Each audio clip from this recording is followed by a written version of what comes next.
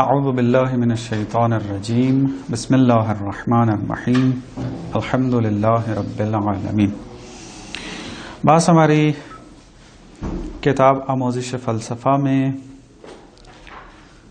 چل رہی تھی اور جس میں ہم تاریخ فلسفہ پر ایک انتہائی مختصر نگاہ کر رہے ہیں، انہی مطالب کی حد تک کہ جو جناب آیت اللہ مصباح حفظہ اللہ نے اس کتاب آموزش فلسفہ میں بیان فرمائے ہیں، اور اس کتاب کے مطابق دوسرا درس جاری ہے ہمارا۔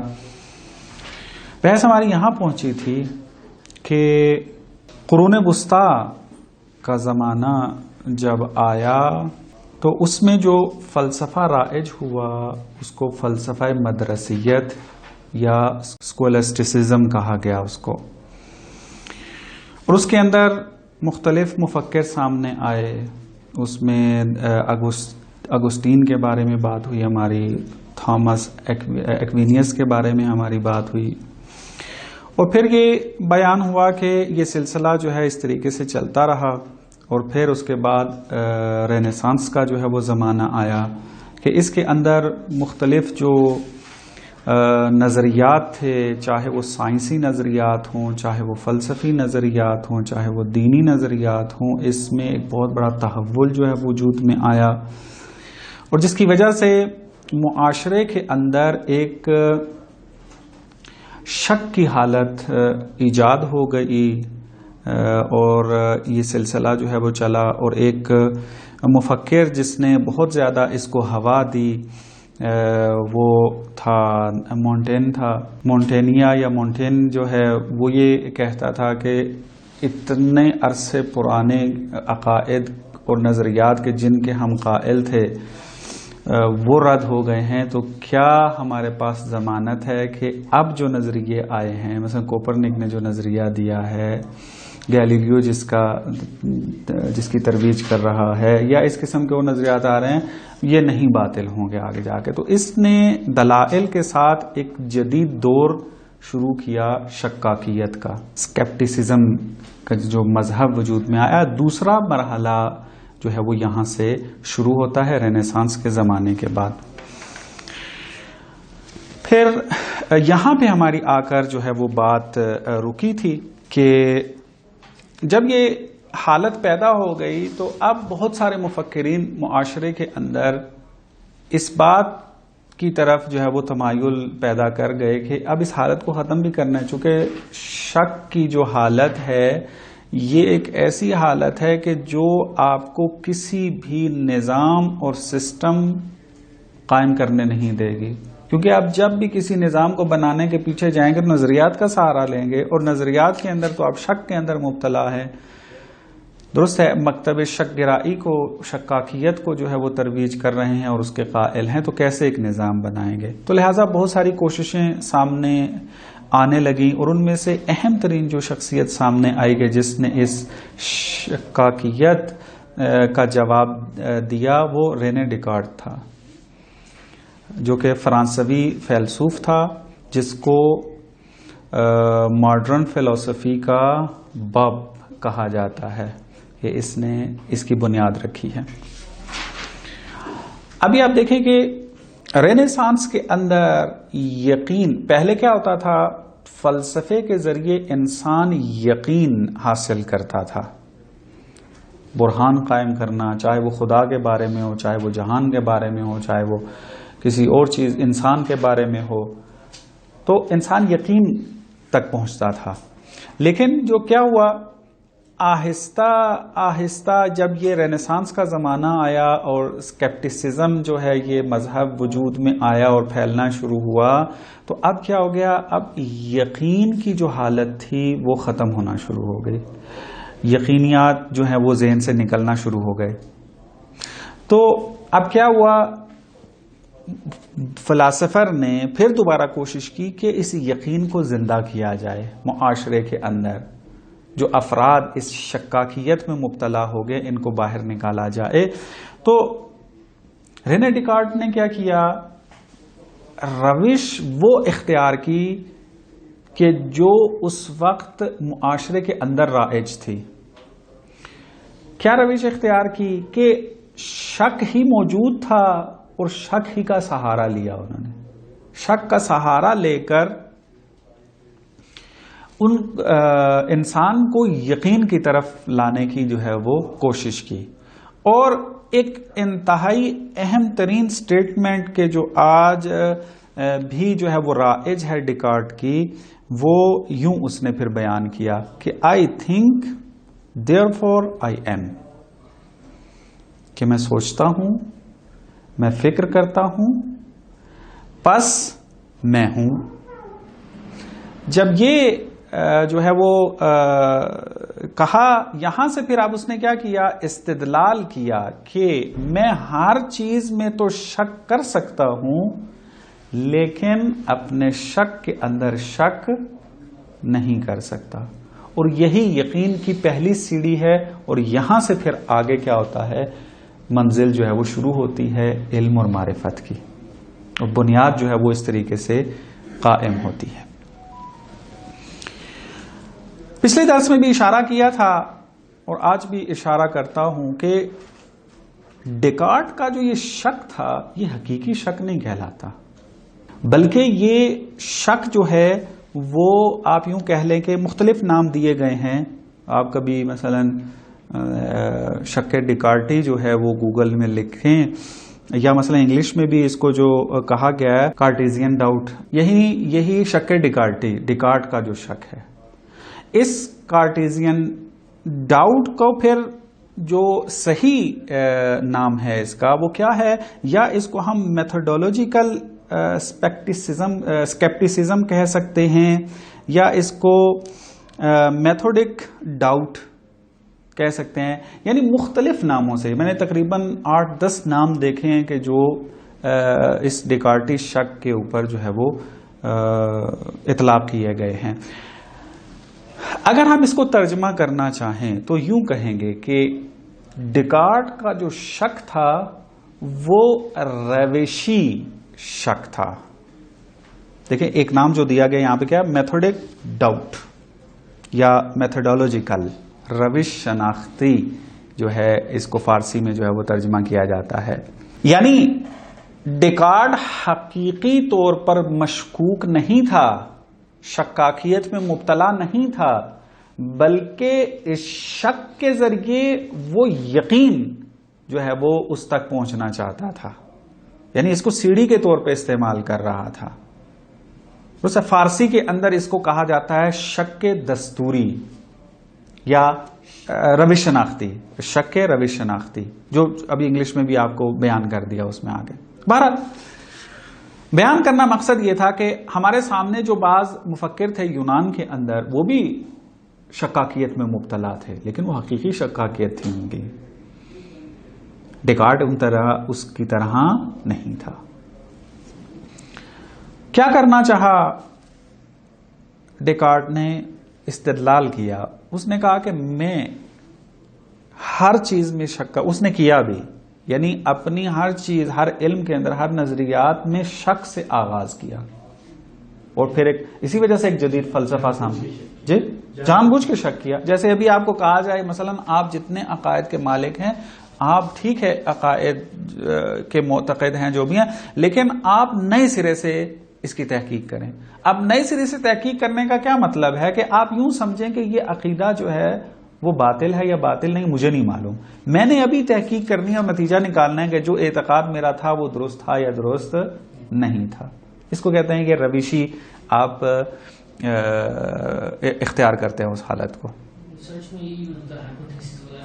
ہاں، اسی کا جواب دینا آگے اس میں.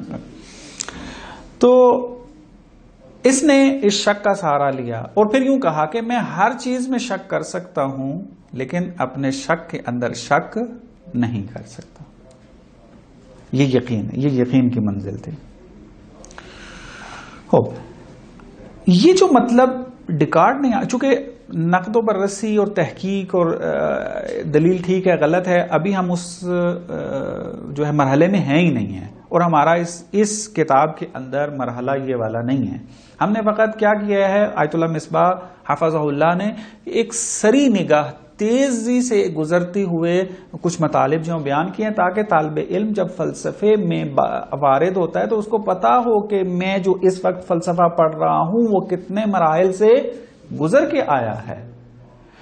ورنہ اگر ہم ایک ایک نظریے کے اوپر بحث کرنا شروع کر دیں تو ایک پورا آپ یوں کہہ لیں کہ ایک پروجیکٹ ہے کہ آپ اس کو شروع کریں اور کئی درس اور لیکچر اور تحقیق کی جو ہے وہ ضرورت پڑے گی آگے. لیکن میں مختصر سا اشارہ کرنا چاہوں گا کہ اس ڈیکارٹ کی اس دلیل کو جناب ابن سینا نے کئی سو سال پہلے اپنی کتاب جو اشارات ان کی ایک اہم ترین کتاب ہے کہ جو آخری عمر میں جناب ابن سینا نے تالیف فرمائی ہے، ابن سینا نے اپنی اس کتاب الاشارات و تنبیہات کو نمت میں تقسیم کیا ہے، توئیں کے ساتھ نمت میں تقسیم کیا. اس کی چھٹی نمت کے اندر بحث ہے علم النفس کی، فلسفیکل سائیکالوجی مثلا آپ یوں کہہ لیں، علم النفس کے جو ہے اس کو فلسفی علم النفس یا علم النفس فلسفی اس کو بیان کیا. وہاں پر جب یہ بحث کرتے ہیں آ کر نفس کے اوپر تو بالکل اسی بے عین ہی یہی چیز بیان کرتے ہیں کہ ممکن ہے کہ یوں کہا جائے کہ آپ نفس کے حالات سے نفس کو ثابت کرنا چاہیں. مثلا شک جو ہے کیا ہے؟ نفس کی حالت ہے. فکر کرنا، مثلا عربی والے اس کو کیا کہتے ہیں؟ انا افکر فانا موجود، میں فکر کرتا ہوں پس میں ہوں. جیسے انگلش میں کیا کہا؟ I think therefore I am. درست ہے. اب جناب ابن سینا کہتے ہیں کہ اگر آپ اس شخص سے نفس کے وجود کو ثابت کرنا چاہتے ہیں تو یہ تو آپ ایک غلط طریقے سے وارد ہوئے ہیں آ کر، کیونکہ حالت نفس کے بعد آتی ہے. ایک صفت ہو ایک موصوف ہو، صفت پہلے ہے یا موصوف پہلے ہے. اگر آپ صفت کے وجود کے قائل ہیں تو آپ لامحالہ موصوف کی قائل ہیں، کیونکہ صفت بغیر موصوف کے ہوتی ہی نہیں ہے. آپ نے کبھی دیکھی ایسی صفت کہ جو صفت تو ہو لیکن اس کے ساتھ موصوف نہ ہو؟ ممکن نہیں ہے. تو نفس کی جو حالت ہے، چاہے وہ علم کی حالت ہو، چاہے وہ شک کی حالت ہو، کوئی بھی حالت ہو، اس کی خوشی کی حالت ہو، جو بھی ہو، آپ اگر اس کا سہارا لے کے نفس کو ثابت کرنا جا رہے ہیں یہ غلط طریقہ ہے. آپ اگر شک پر ایمان رکھتے ہو، یقین رکھتے ہو کہ شک ہے اور شک حالت کا نام ہے، اس کا مطلب ہے آپ لامحالہ جس کا یہ حال ہے اس کے وجود کے آپ قائل ہیں پہلے. تو آپ اس کے ذریعے نفس کو ثابت نہیں کر رہے ہیں بلکہ اس کے ذریعے یہ حالت ثابت ہو رہی ہے آ کر. پتہ ہے؟ تو اس کی اس جو ہے اسٹیٹمنٹ کے اندر یہ ایک مغالطہ موجود ہے کہ جس کی طرف جناب ڈیکارٹ جو ہیں وہ متوجہ نہیں تھے، اور مغرب زمین کے اوپر بھی ابن سینا جیسا ہی مشابہ اعتراض جو ہے وہ کیا گیا ہے کہ جب ڈیکارٹ پہ آپ تفصیلی مطالعہ کریں گے یا خدا نے توفیق دی بحث ہوئی ڈیکارٹ پہ تو یہ ایک تفصیلی بحث جو ہے وہاں پر کی جائے گی. بہرحال یہ ایک بحث تھی کہ جو ڈیکارٹ کے حوالے سے تھا. اس کے بعد پھر کچھ مفکرین اور وجود میں آئے کہ جن کو ڈیکارٹ کا پیروکار شمار کیا گیا. اہم ترین شخصیات اس وقت بھی ان کے نظریات جو ہیں وہ یونیورسٹیز لیول پر اور مختلف مکاتب فکر میں جو ہیں بحث و مباحثہ کیا جاتا ہے ان کو. وہ کون سی شخصیات ہیں؟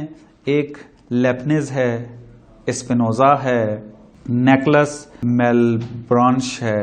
یہ شخصیات آئیں کہ جن کو ڈیکارٹ کا جو ہے وہ ہم فکر کہا جاتا ہے، پیروان ڈیکارٹ کہا جاتا ہے، آ کر انہوں نے اس جدید فلسفہ کے جو مبانی کے جو ڈیکارٹ نے تاسیس کیے تھے اس کو مضبوط کرنے میں کردار ادا کیا. اگرچہ یہ مفکرین جو ہیں جن کے نام میں نے آپ کے سامنے لیے ہیں، یہ 100% ڈیکارٹ کے ساتھ متفق نہیں تھے، یہ خود سے ایک شخصیت تھے. مثلا اسپینوزا کو جا کر دیکھیں آپ، اس کی اپنی آراء ہیں، اپنے مبانی ہیں. اسی طرح لیبنز جو ہے وہ بھی اسی طریقے سے. لیکن چونکہ انہوں نے وہ بنیادی اصول کے جو ڈیکارٹ نے تاسیس کیے تھے ان کو مضبوط کیا ہے اور ان کو آگے لے کر چلے ہیں، اس اعتبار سے ان کو ڈیکارٹ کے زمرے میں لایا جاتا ہے اور مکتب ڈیکارٹ کا پیرو جو ہے ان کو شمار کیا جاتا ہے. آ کر یہ جو سلسلہ کہاں چل رہا تھا، آ کر مثلا ایک طرف سلسلہ چل رہا تھا مثلا فرانس کے اندر تھا، یا مثلا جرمنی کے اندر جو ہے وہ پایا جاتا تھا. ان میں سے بعض جو ہیں وہ جرمنی، آلمان جسے کہتے ہیں، ان کے رہنے والے یہ فلاسفر تھے. لیکن ایک دوسری جگہ ہم دیکھ رہے ہیں انگلینڈ کے اندر ایک اور مکتب فکر وجود میں آ رہا تھا جو ان کے بالکل مخالف تھا. یہ جو ڈیکارٹ نے جدید فلسفہ تاسیس کیا ان کو کہا جاتا ہے یہ اصالت عقل کے قائل ہیں، جس کو ہم ریشنلزم کہتے ہیں، عقل گرا، عقل کو مقدم کرنے والے.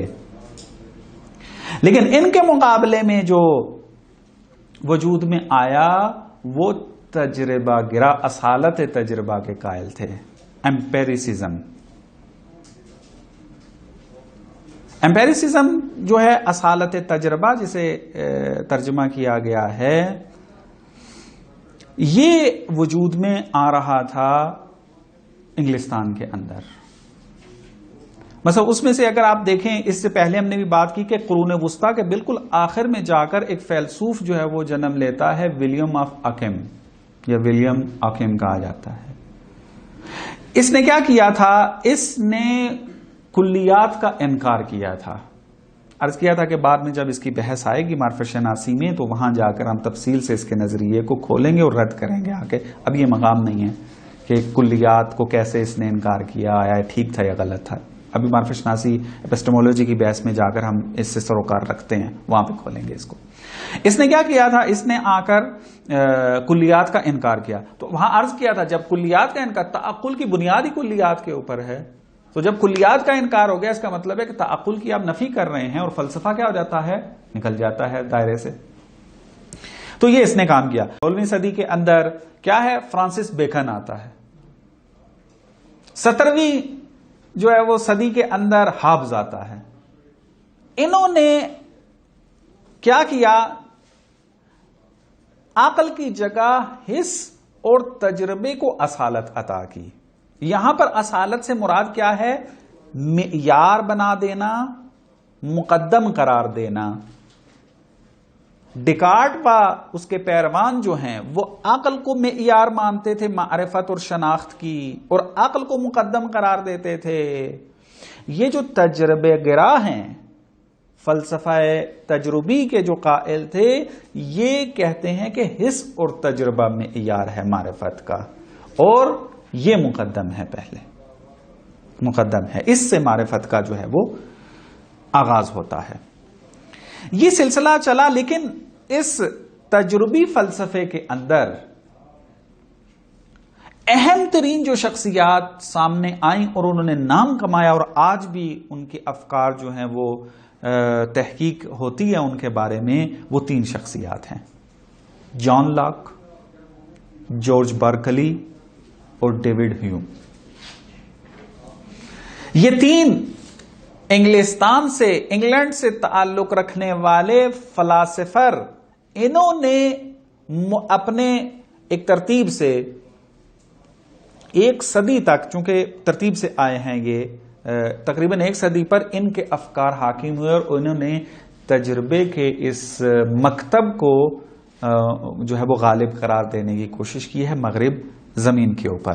اور ان کا کہنا یہ تھا کہ ڈیکارٹ نے جو نظریہ دیا ہے کہ ہمارے پاس کچھ ایسی معرفتیں موجود ہیں کہ جو حس اور تجربے سے ہٹ کر حاصل ہوئی ہیں، یعنی فطری مفاہیم کا قائل تھا، فطری معرفت کا قائل تھا ڈیکارٹ، اور وہ مختلف مفاہیم ہیں جس کا ڈیکارٹ جو ہے وہ قائل تھا کہ اگر ہمارے پاس حواس نہ بھی ہوتے پھر بھی ہم اس معرفت تک پہنچ سکتے ہیں اور ہم پہنچے ہیں. بس وہ عقل کو چونکہ مقدم مانتا تھا، یعنی معرفت کا آغاز عقل سے ہوتا ہے نہ کہ حس و تجربے سے. حواس کیا ہیں ہمارے لیے؟ فقط اس حد تک کردار ادا کرتے ہیں کہ ہم اپنی حفاظت کر سکیں، زندگی میں محفوظ رہ سکیں. یعنی کیا مراد؟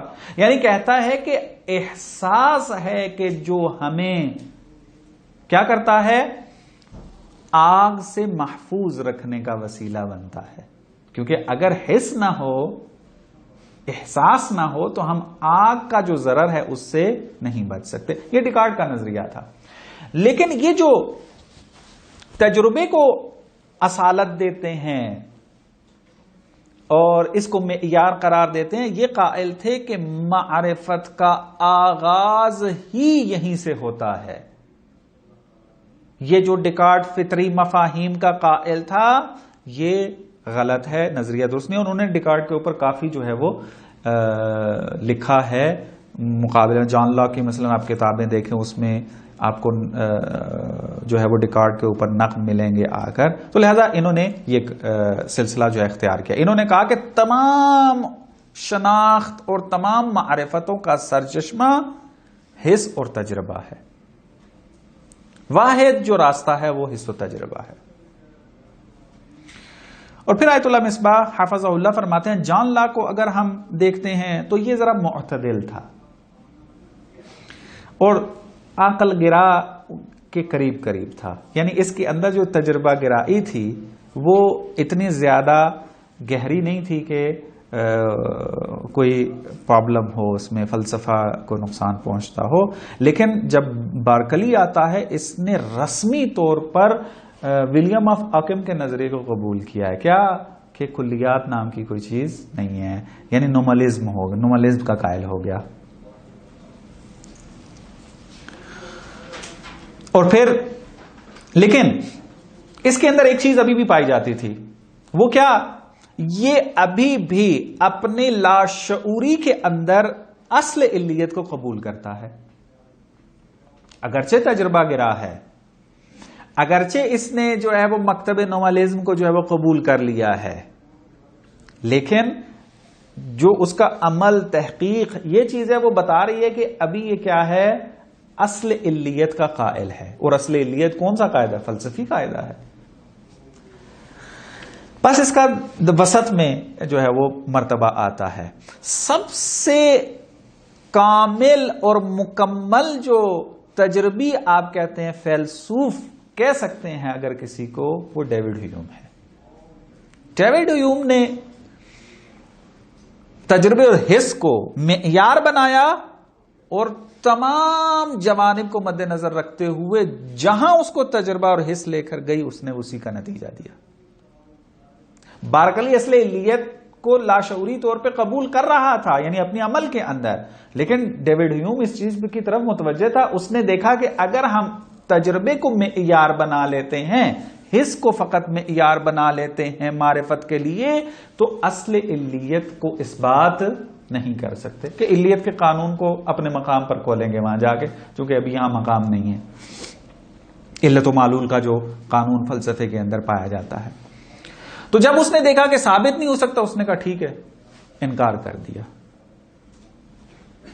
کہ علیت کا قانون موجود نہیں ہے اور اس کو ہم ثابت نہیں کر سکتے. تو یہ اب جب علیت کے قانون کو جو ہے وہ رد کر دیا آ کر، یہاں سے پھر کیا ہے، تیسری لہر شروع ہوتی ہے کس کی؟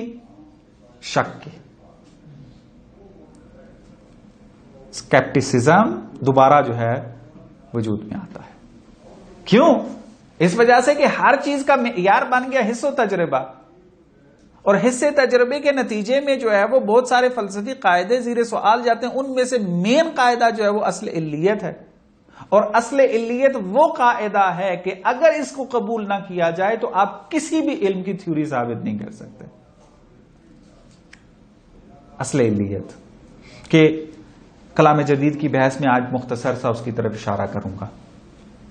تو جب اصل علیت کے آپ منکر ہو گئے تو شکاکیت خود بخود آ جائے گی میدان میں، اور شکاکیت آئی اس میں. تو یہ تیسری ایک لہر بنی مغرب زمین کے اندر کے جو شکاکیت کی شروع ہوئی آ کر. تو یہ ایک مرحلہ تھا جو کہ مغرب زمین نے طے کیا فلسفے کے اندر. اس کے بعد جو ایک مرحلہ آتا ہے وہ ہے فلسفہ کانٹ. بعض اوقات افراد اس کے بارے میں یہ تعبیر استعمال کرتے ہیں کہ مغرب زمین میں موجود فلسفے کا بیتاج بادشاہ. یہ ایک بہت بڑی شخصیت کانٹ گزر کے گئی ہے کہ آج تک جو ہے یہ بڑے دنیا کے تمام مراکز علمی کے اندر زندہ ہے ابھی. چاہے اس کو رد کیا جائے، چاہے اس کو اس بات کیا جائے، لیکن اس کو لازمی بیچ میں لایا جاتا ہے مختلف میدانوں کے اندر. کانٹ متاثر ہو گیا ڈیوڈ ہیوم کے افکار سے، اور اس کی یہ جملہ تھا کہ اب انگلش تو مجھے معلوم نہیں، اس کی کتاب سے میں نے مطالعہ نہیں ابھی کیا، یعنی لکھ کے نہیں لایا میں. وہ کہتا ہے کہ ڈیوڈ ہیوم تھا کہ جس نے مجھے جزم گرائی کی نیند سے بیدار کیا ہے. جزم گرائی یعنی ڈگمٹزم، اس سے جو ہے وہ بیدار کیا اس نے. یعنی جزم کیا ہوتا ہے؟ یقین. یعنی آپ کو ہوتا ہے مثلا خدا ہے، جزم ہے اس کے بارے میں، یقین ہے، اور اس کے خدا نہ ہونے کے بارے میں تو احتمال ہے ہی نہیں ہے اصلا. فلانا قانون ہے، اصل علیت موجود ہے. علیت جو ہے وہ قانون حتمی ہے، عقلی ہے، بدیہی ہے. قانون علیت کا نہ ہونے کا تو احتمال نہیں پایا جاتا. اس کو جزم گرائی کہتے ہیں.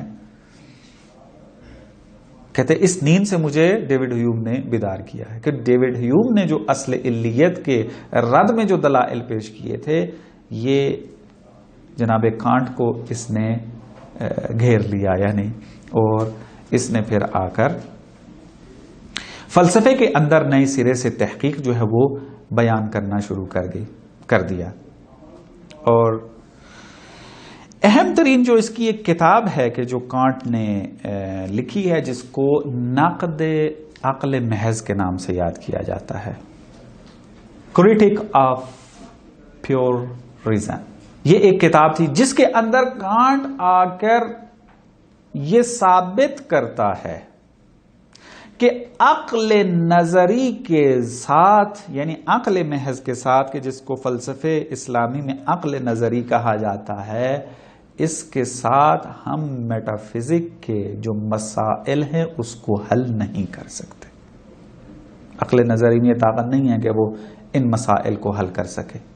بس اس میدان میں یعنی میٹافزک کے اندر عقل نظری کی کوئی قیمت اور ویلیو باقی نہیں رہتی.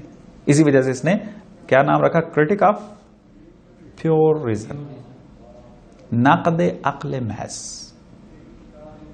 اور جتنے اسی کے اندر اس نے قاعدہ علیت کے اوپر گفتگو کی اور ڈیوڈ ہیوم کے اس نظریے کو کسی حد تک مانا. وجود خدا کے اوپر جتنے عقلی اور فلسفی برہان تھے اس کو یہاں پہ اس نے ڈسکس کیا اور قبول نہیں کیا، اور نتیجہ دیا کہ ہم عقل نظری کے ساتھ خدا کو ثابت نہیں کر سکتے. ہاں، لیکن اخلاق کے ذریعے اس نے آ کر کیا کیا؟ خدا کو ثابت کیا. یعنی ملحد نہیں تھا خدا باور، خدا کا قائل تھا، لیکن طریقہ اس بات میں اختلاف تھا. فلسفی جو تھے وہ عقل نظری سے ثابت کرتے تھے، عقل محض سے ثابت کرتے تھے، لیکن اس نے آ کر کہا کہ عقل محض سے جو ہے وہ ثابت نہیں ہو سکتا. یعنی فلسفیکل جو ہے، یعنی جو ایک فلسفہ ارسطو مان لے یا جو فلسفہ پہلے موجود ہے تعقل پہ جو قائم تھا، عقل نظری پہ جو قائم تھا، اس سے جو ہے وہ ثابت نہیں کر سکتے. نہ وجود خدا کو ثابت کر سکتے ہیں، نہ روح کی ہمیشگی کو ثابت کر سکتے ہیں، نہ آزادی ارادہ کو ثابت کر سکتے ہیں. ہم کہتے ہیں نا انسان مختار ہے، یہ کہتا ہے عقل برہان عقلی کے ساتھ اس کو ثابت نہیں کیا جا سکتا. ہاں لیکن عقل عملی کے ساتھ کیا جا سکتا ہے. اس نے پھر ایک دوسری کتاب لکھی. جب اس نے دیکھا کہ اس کے اندر تو میں نے آ کے عقل کی تمام بنیادوں کو جو ہے وہ رد کر دیا ہے آ کر، تو اب بالآخر خدا ہے یا نہیں ہے، روح ہے یا نہیں ہے، انسان مختار ہے یا نہیں ہے، آزاد ارادہ رکھتا ہے نہیں رکھتا، تو اس نے کہا کہ یہ مفاہیم جو ہے نا عقل عملی کے ساتھ قابل اس بات ہیں. اور اس نے پھر کتاب لکھی کرٹک آف پریکٹیکل ریزن، نقد عقل عملی، اس کا یہ ترجمہ کیا گیا. اس کے اندر آ کر اس نے ایک اخلاقی نظام پر گفتگو کی. آپ یوں کہ فلسفہ اخلاق اس میں بیان کیا، اور اس اخلاق کے ذریعے اس نے پھر دین کو بھی ثابت کیا، دین کے احکامات کو بھی ثابت کیا، یعنی خدا کو ثابت کیا، اور پھر باقی جو چیزیں تھیں اس کو بیان کیا آ کر. یہاں سے پھر کیا ہو جاتا ہے، کانٹ نے جو عقل نظری کو آ کے رد کیا، ایک نیا دور شروع ہوتا ہے. میں ابھی کانٹ کے فلسفے کے اندر نہیں جانا چاہ رہا. کانٹ کے بعد فلسفہ وجود شناسی سے نکل کر کہاں چلا جاتا ہے، معرفت شناسی میں. یعنی پہلے فلسفے میں وجود کے بارے میں بحثیں ہوتی تھی، وجود مادی ہے یا مجرد، وجود کے کیا احکام ہیں، علت و معلول کا قانون پایا جاتا ہے نہیں پایا جاتا ہے، وجود کے ارد گرد مسائل گھوم رہے تھے. لیکن کانٹ نے جب عقل نظری کو رد کر دیا اور کہا کہ میٹا فزک کی جو بحثیں ہیں وہ عقل نظری سے ثابت نہیں کی جا سکتی، اس کی ارزش اور ویلیو اور جو قدر و قیمت ہے وہ ختم ہو گئی ہے، تو فلسفے کا رخ ہو گیا کہاں پر، خود معرفت کے اوپر. کیونکہ کانٹ نے آگے ثابت کیا تھا کہ ہم معرفت اشیاء کی خارجی جس طریقے سے ہیں اس طریقے سے حاصل نہیں کر سکتے، ممکن نہیں ہے. اور کہا کہ خارج جو ہے وہ بے رنگ ہے، رنگ چڑھانے والا کون ہے، ہمارا ذہن.